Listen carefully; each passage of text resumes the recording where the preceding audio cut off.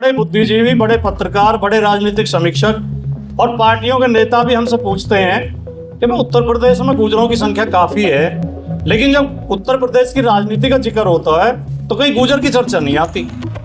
दूसरी बिरादरियों की चर्चा आती है कि अब की बार सरकार बदल देंगे, अब की बार हटा देंगे, अब की बार जिता देंगे, अब की बार हरा देंगे।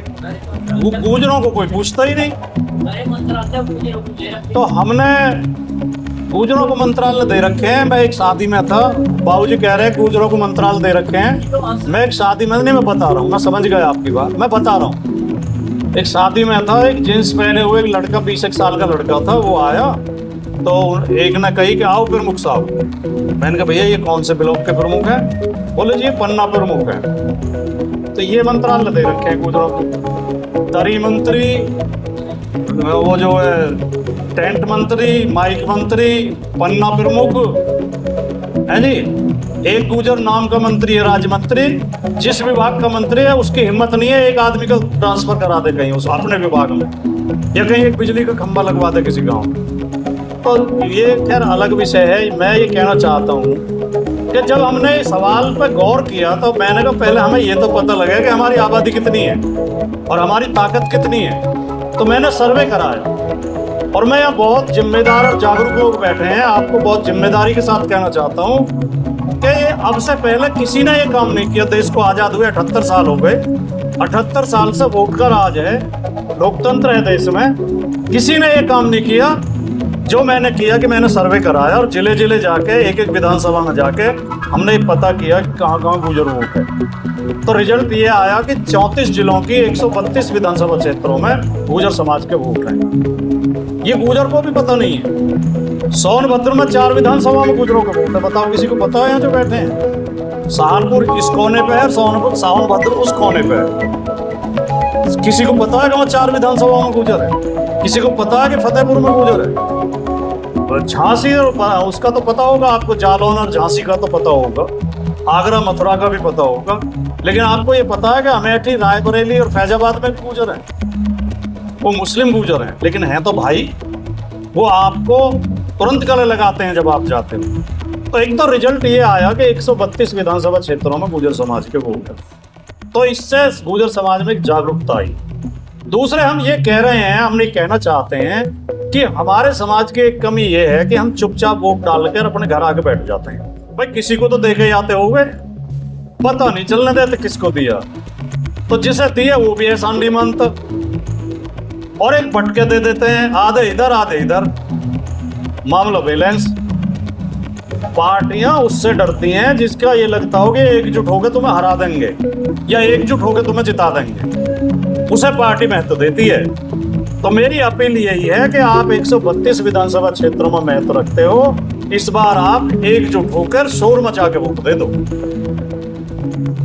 और किसी कंफ्यूजन में रहने की जरूरत नहीं है। उत्तर प्रदेश में सीधे सीधे चुनाव 2 पार्टियों के बीच में होना है, भारतीय जनता पार्टी और समाजवादी पार्टी। एक तरफ वो पार्टी है जिसने आजादी के बाद पहली ऐसी सरकार है योगी आदित्यनाथ की जिसमें कोई गुर्जर कैबिनेट मिनिस्टर नहीं, वरना किसी की भी सरकार रही हो, चाहे कांग्रेस की रही हो, चाहे बीएसपी की रही हो, चाहे समाजवादी पार्टी की रही हो, आपके 3-3, 4-4 कैबिनेट मिनिस्टर भी रहे हैं। बीजेपी की भी पहली सरकारों में जब राजनाथ सिंह मुख्यमंत्री थे तो चौधरी हुकुम सिंह नंबर 2 के मंत्री माने जाते थे और चौधरी जयपाल सिंह जी भी मंत्री थे और हमारे जिले के नवाब सिंह नागर भी मंत्री थे। 3-3 मंत्री बीजेपी की सरकारों में भी रहे। लेकिन ये पहली ऐसी सरकार है जिसमें कोई कैबिनेट मिनिस्टर नहीं। इस पार्टी के दिमाग में एक बात आ गई है कि गुर्जर को तो हमने धर्म की घुट्टी पिला दी है, ये तो जय श्री राम के नारे में ही पागल हो जाएंगे और हिंदुत्व में ही वोट दे देंगे, इन्हें कुछ देने की जरूरत नहीं। वो पार्टी उनकी तरफ ध्यान दे रही है जो अपने कीमत मांग रहे हैं अपनी वोट की, कि अगर हम तुम्हें वोट दें तो किस बात पर दें। हमारे नौजवान इसी पागल हो रहे हैं जब हम कह देते हैं कि भैया धर्म वर्म के चक्कर में ज्यादा मत पड़ो, तो हमें ही गाली देने लगते हैं कि तुम तो सनातन विरोधी हो। सनातन विरोधी कोई कैसा हो जाएगा? हमें सनातन का सर्टिफिकेट लेना बीजेपी के ऑफिस में जाना पड़ेगा क्या? अरे सनातन में तो पैदा होते हैं, कोई बना तो थोड़ी है सनातनी। समझ रहे हो ये बात? नहीं समझ रहे? सनातन में तो हमने जन्म ले लिया तो हम सनातनी हैं ही हैं। इसका सर्टिफिकेट लेने के लिए हमें क्या बीजेपी के दफ्तर जाना पड़ेगा? हाँ, जाति प्रमाण पत्र लेने के लिए हमें जरूर दफ्तर में जाना पड़े। जाना पड़ा नहीं जाना? हमने ये जरूर देखा कि शिक्षक भर्ती में ओबीसी के साथ खुली बेईमानी की है योगी आदित्यनाथ ने।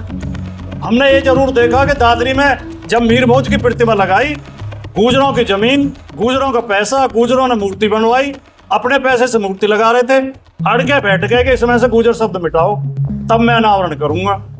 और बीजेपी के एक कार्यकर्ता ने जाकर जहां गुजर लिखा हुआ था उसमें काला रंग भर दिया। अरे ये तो इतनी देशभक्त जाति है, 1897 में इतनी कुर्बानियां दी गुजर समाज के लोगों ने, और ये तो सब जाति को सम्मान करने वाली बिरादरी है, सबको झुक के नमस्कार करती है। आपने गुजर शब्द में ही काली पुतवा दी। इतना अपमान किसी पार्टी ने, किसी सरकार ने किया आपका? तो जो पार्टी एक तरफ तो आपका अपमान कर रही है, दूसरी पार्टी आपको लगातार सम्मान दे रही है। तो आपके प्रदेश अध्यक्ष भी बनाए, आपके आज भी 7-8 जिला अध्यक्ष हैं आपके समाज के, आपके समाज को डीजीपी का पद भी दिया, आपके समाज को एमएलसी भी बनाए, राज्यसभा सदस्य भी बनाए। तो एक तरफ तो अपमानित करने वाली पार्टी है और एक तरफ सम्मान देने वाली पार्टी है, तो हम बाकी किसके बारे में सोचें? तो मैं केवल ये अपील करने आपसे आया हूँ, और मैं ये समाज के हित में अपील करने आया हूँ। मैंने जिस दिन ये अभियान शुरू किया था, ये जो वर्तमान शासन ने सबसे ज्यादा बिगाड़ किया है, जो हमारे योगी आदित्यनाथ जी जो बहुत अहंकार में चूर हैं और बहुत जनता के साथ बहुत ही दुर्व्यवहार का बर्ताव करते हैं, जनता को ऐसे धमकाते हैं जैसे इनकी शत्रुता हो। ये वही योगी आदित्यनाथ हैं जो 151 में कार्रवाई होने के बाद संसद में खड़े होकर रोए थे और आंसुओं से रोए थे, और लोकसभा अध्यक्ष से कह रहे थे कि मेरी जान को खतरा, मुझे बचा लो, मुझे पुलिस मार देगी। तब पुलिस इतनी खराब थी, आज पुलिस इतनी अच्छी हो गई कि उनसे कहते हो गर्मी निकाल दूंगा, डेंटिंग पेंटिंग कर दूंगा, लोगों के घर गिरा रहे हो, दुकानें गिरा रहे हो, और अपराध आप रोक नहीं पा रहे हो। अपराध लगातार उत्तर प्रदेश में बढ़ रहे हैं। तो मुख्यमंत्री जी, आप भूल गए हो कि आप जनता के वोट से मुख्यमंत्री बने हो, किसी रानी के पेट से पैदा होकर राजा नहीं बने हो। आप भारत के संविधान की ताकत से मुख्यमंत्री बने हो। आप ये भी भूल गए हो कि आप वहां से उत्तराखंड से आए थे, आपको शरण दी थी उत्तर प्रदेश ने, और उत्तर प्रदेश में गोरखपुर में जो गोरखनाथ की पीठ है, वहाँ आपके ममेरे चाचा, इनके पिताजी के ममेरे भाई जो वो थे महंत उसके अवैधनाथ के नाम से प्रसिद्ध थे, वो इनके चाचा होते थे। उनका जो असली नाम कुछ और था, वो भी बिष्ट थे, और इनका नाम भी अजय सिंह बिष्ट है।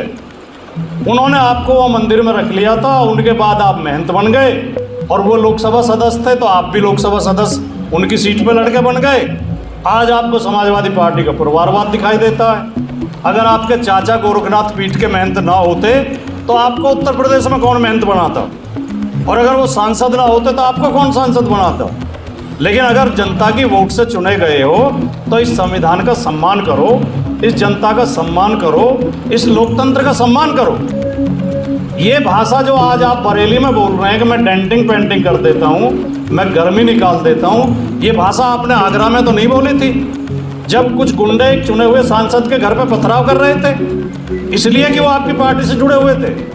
आप हर चीज में पार्टी देखते हो, हर चीज में जाति देखते हो, हर चीज में धर्म देखते हो। ये तो लोकतंत्र की मर्यादा नहीं है। शासक को तो अपनी जनता को एक नज़र से देखना चाहिए, समान दृष्टि से देखना चाहिए। जो पीड़ित है उसकी मदद करनी चाहिए, जो शोषक है उसका विरोध करना चाहिए। तो पहली बात तो ये हो।